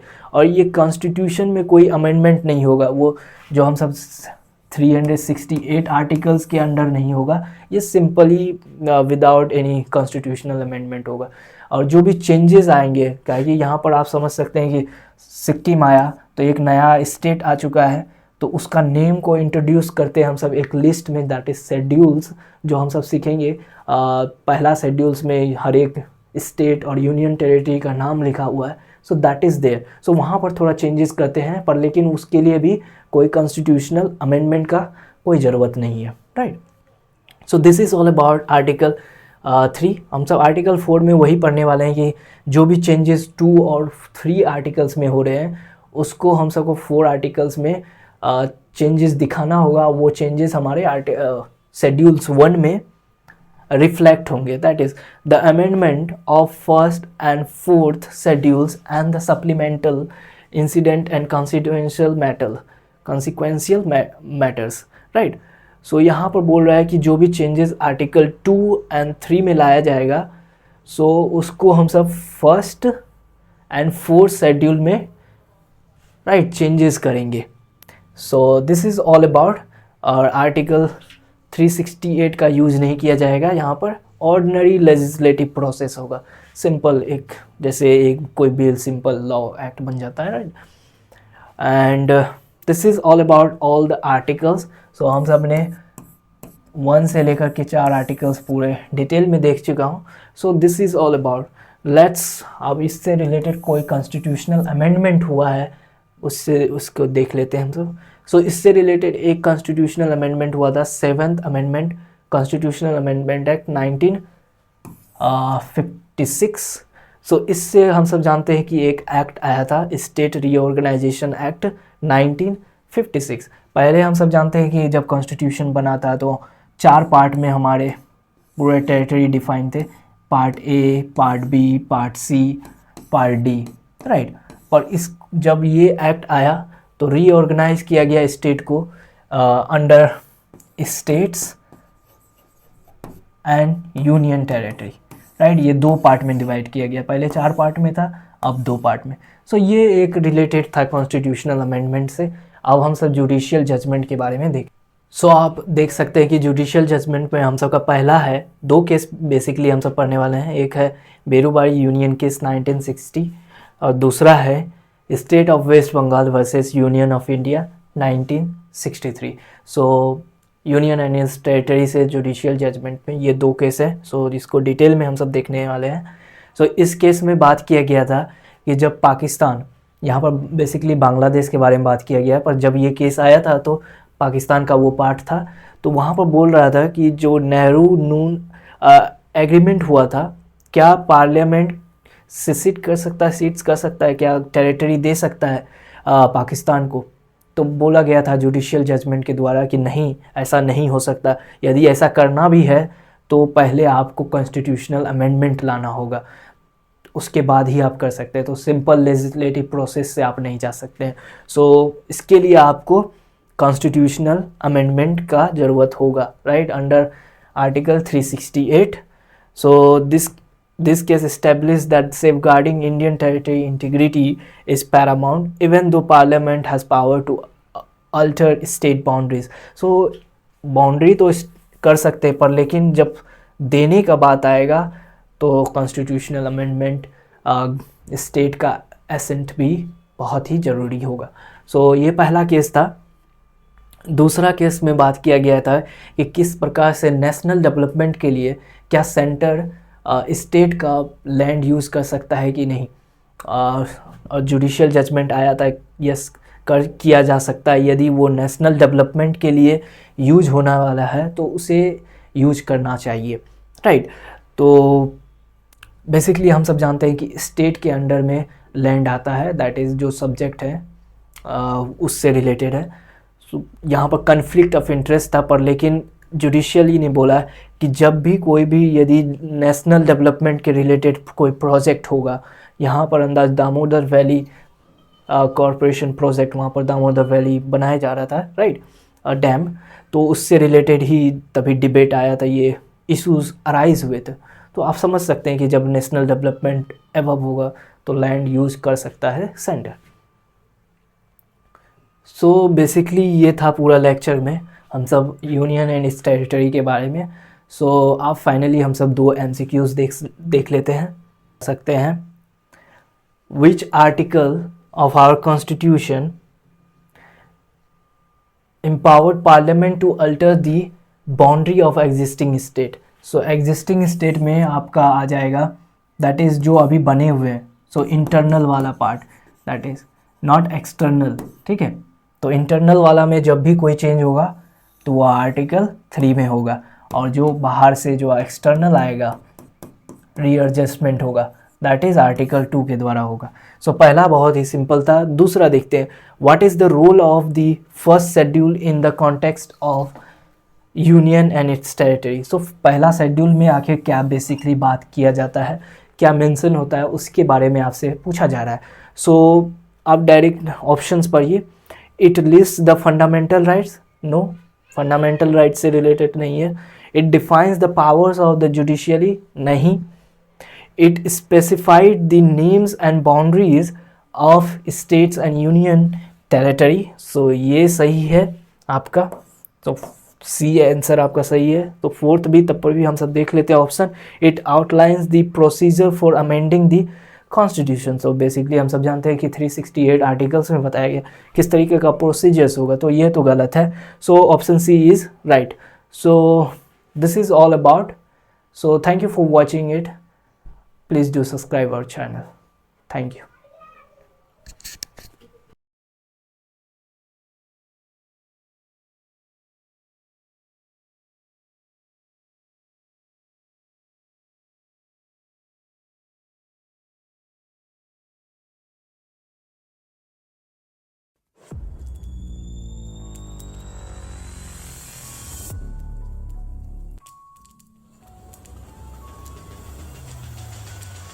आप सभी का स्वागत है हमारे चैनल पे। आज जो टॉपिक हम सब पढ़ने वाले हैं वो बहुत ही इम्पॉर्टेंट है यूपीएससी एग्जामिनेशंस के लिए। सो आज टॉपिक देख सकते हैं, सिटीजनशिप हम सब पढ़ने वाले हैं, जो बेसिकली हम सब पार्ट 2 ऑफ आवर कॉन्स्टिट्यूशन है। जो आर्टिकल्स ये हैं, आर्टिकल जो इससे डील करता है वो है 5th से लेकर के 11 तक। सो ये हम सब पूरा डिटेल में पढ़ने वाले हैं। सो आप यहाँ पर डायमेंशंस देख सकते हैं। पहला इंट्रोडक्शंस है, parts and articles, method to acquire, किस तरीके से हम सब सिटीजनशिप एक्वायर कर सकते हैं, मेथड टू लूज़ और टर्मिनेट, किस तरीके से हम सब लूज़ कर सकते हैं अपना citizenship, and finally we have to see the 2 MCQs। So lecture में चलते हैं। फाइनल लेक्चर में आगे जाने से पहले आप सभी से अनुरोध है कि हमारे चैनल को सब्सक्राइब करें, लाइक करें, कमेंट करें, and don't forget to share among your friends and family member. If you really do that, it's going to be awesome and fantastic to us. With this note, let's dive into the lecture. तो हम सब बात कर रहे थे citizenship के बारे में। तो पहले हम सब देखते हैं सिटीजनशिप को डिफाइन कैसे कर सकते हैं। That is introduction. So citizenship कुछ नहीं है, दैट इज़ एक जस्ट एक रिलेशन है एक स्टेट के साथ। किस प्रकार का रिलेशन है? एक लॉयल्टी के साथ है, ओके, लॉयल्टी है, एंड प्रोटेक्शन के साथ। स्टेट प्रोटेक्ट करेगा पीपल को, और जब स्टेट को कोई मदद चाहिए होगा तो पर्सन लॉयल होगा, मदद करेगा, ठीक है। सो म्यूचुअल रिलेशन होना चाहिए, that is a definition of citizenship, right.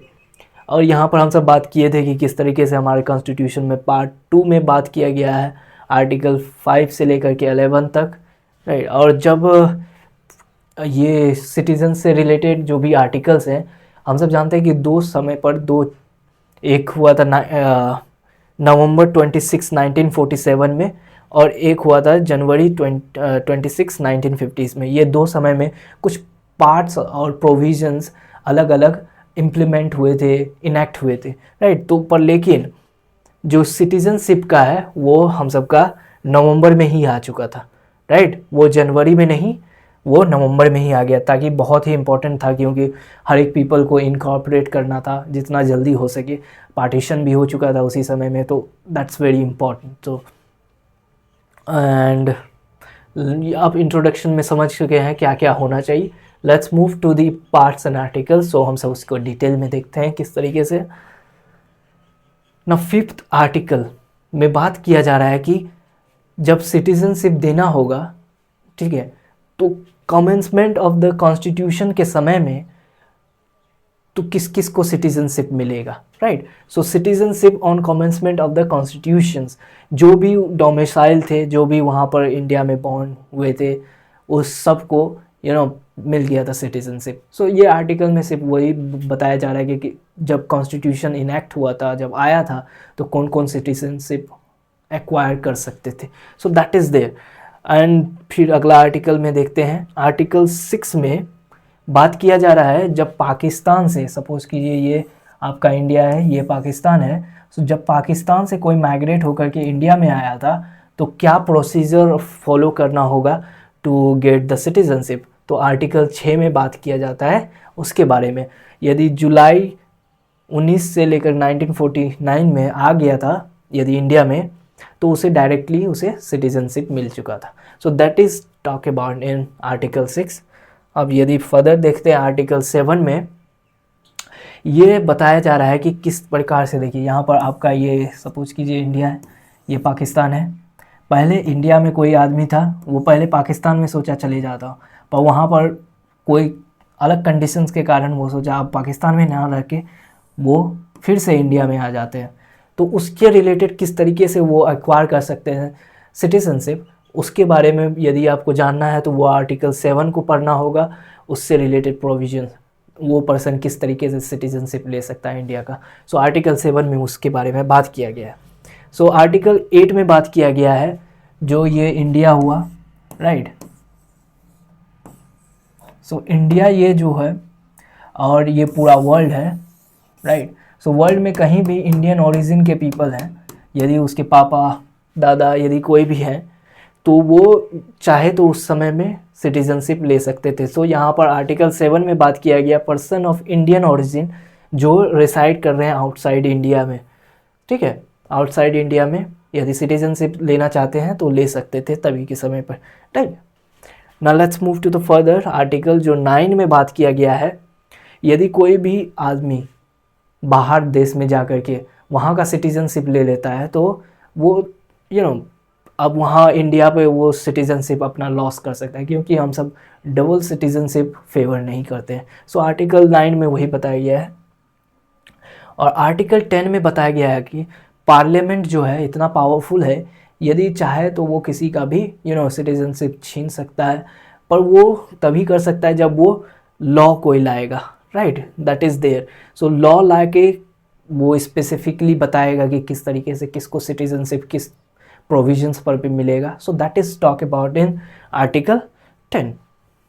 और फाइनल आर्टिकल 11 में हम सब देख सकते हैं कि it empowers parliament to make any provision with respect to acquisitions and termination of citizenship and all matter related to it. So parliament further यदि कोई भी रिलेटेड विथ सिटीजनशिप के रिलेटेड कोई प्रोविजंस लॉ बनाना होगा तो वो आर्टिकल 11 का यूज करके हम सब जानते हैं कि 1956 में या 55 में आपका सिटीजनशिप एक्ट आया था, सिटीजनशिप एक्ट, राइट। तो वो किस आर्टिकल के यूज करके आया था? आर्टिकल 11, क्योंकि पार्लियामेंट को एम्पावर करता है कि वो बनाएंगे। और इसी सिटीजनशिप एक्ट में बात किया गया है कि किस प्रकार से एक्विजिशंस और टर्मिनेशन हो सकता है। सो method of acquisitions and loss, तो ये हम सब जो आगे देखने वाले हैं। सो ये हम सबको कहाँ से पता चलता है? ये citizenship amendment act of 1955, right, citizenship act. अब हम सब देखते हैं अगला डायमेंशन, मेथड टू एक्वायर। किस तरीके से हम सब एक्वायर कर सकते हैं? 5 मेथड है जिसके द्वारा हम सब एक्वायर कर सकते हैं citizenship. By birth, bye decent, यदि आपके पापा परदादा इंडिया में पहले से बॉर्न है तो आप ले सकते हैं। रजिस्ट्रेशन के द्वारा ले सकते हैं, नेचुरलाइजेशन के द्वारा ले सकते हैं, और इनकॉर्पोरेशन ऑफ टेरिटरी। सो यदि कोई टेरिटरी बाहर से जैसे सिक्किम को इनकॉर्पोरेट कर लिया गया तो ऑटोमेटिकली वहाँ के सिटीजन्स जो भी थे वो इंडिया के पार्ट बन चुके थे, राइट, सिटीजनशिप उसको भी मिल गया। सो इस 5 मेथड से, पर लेकिन मेथड ऑफ लूज हम सब खो सकते हैं। 2 मेथड है, रिनंसिएशन, जब हम सब खुद ब खुद बाहर देश का यदि हम सब सिटीजनशिप ले लेते हैं तो खुद ब खुद हम सब इंडिया का छोड़ देते हैं, तो दैट इज़ रिनंसिएशन। पर ऐसा कंडीशंस आ सकता है कि जब टर्मिनेशन बाय गवर्नमेंट किया जा सकता है। कब ऐसा होगा? जैसे सपोज कीजिए किसी पर्सन ने बाहर देश में कोई चीज़ अपना सिटीजनशिप ले चुका है, पर लेकिन वो गवर्नमेंट को इन्फॉर्म नहीं किया और वो जानबूझ के नहीं बता रहा है बहुत समय तक, तो हो सकता है गवर्नमेंट उसे टर्मिनेट कर दे, right. So this is about termination by government. अब फाइनली ये सब जितना पढ़ना था हम सब सिटीजनशिप के बारे में पढ़ चुके हैं। Now let's finally move to MCQs, very simple MCQs। Which articles deals with the citizenship of person who migrated from Pakistan to India after partition? सो हम सब जान चुके हैं कि ये एक इंडिया है, यहाँ पाकिस्तान। जब यहाँ से पाकिस्तान से कोई पहली बार आदमी आता है तो वो आर्टिकल 6 में बात किया गया था। सो आर्टिकल 5 में हम सब का बात किया गया था कि कमेंसमेंट के समय पर कौन कौन सिटीज़न बन सकते हैं। आर्टिकल 7 में हम सब देखे थे कि किस प्रकार से वो पहले इंडिया में रहा था, फिर पाकिस्तान गया, फिर इंडिया में आना चाहता था, राइट। और आर्टिकल 8 में हम सब देख रहे थे पर्सन ऑफ आउटसाइडर्स ने, जो बाहर देश के यदि पर्सन ऑफ इंडियन ओरिजिन का है तो वो ले सकते हैं। तो ये आपका इस क्वेश्चन का राइट आंसर होगा 6, article 6, right. What happens to Indian citizenship if someone voluntarily acquired another citizenship country citizenship? यदि कोई पर्सन बाहर का सिटीजनशिप ले लेता है तो उसे क्या होता है कि दे ऑटोमेटिकली लूज इंडियन सिटीजनशिप, हो सकता है। पर हम सब इस बेटर ऑप्शंस को देखते हैं। They can hold dual citizenship, ये तो नहीं है, ये तो गलत ही होगा। They need to formally renounce Indian citizenship, D है नथिंग हैपन्स। सो नथिंग तो कुछ नहीं, ऐसा तो नहीं है। पर इस दोनों में हम सब देखते हैं कि कौन बेटर ऑप्शन है। जो भी यदि कोई पर्सन दूसरे सिटीजनशिप ले लेते हैं तो उससे एडवाइस होता है कि वो गवर्नमेंट को पहले बता दे, राइट, फॉर्मली रिटन फॉर्म में बता दे, ताकि गवर्नमेंट उसके बारे में जान सके, उसके बारे में इंफॉर्मेशन रहे, ठीक है। तो बेटर ऑप्शन है यहाँ पर सी है आपका। सो this is all about this lecture. So thank you for watching it.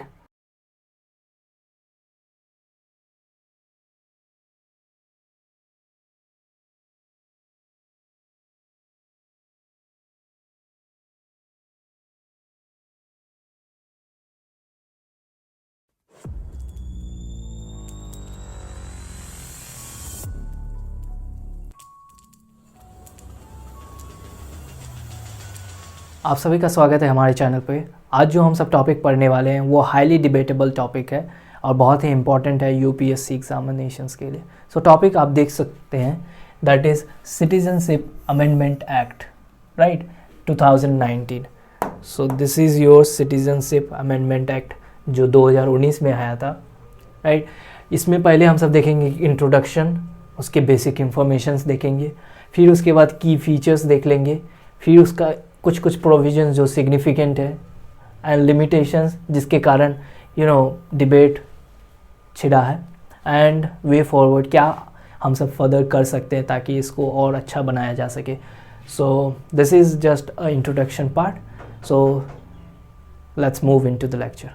Lecture में आगे जाने से पहले आप सभी से अनुरोध है कि हमारे चैनल को सब्सक्राइब करें, लाइक करें, कमेंट करें, and don't forget to share among your friends and family members.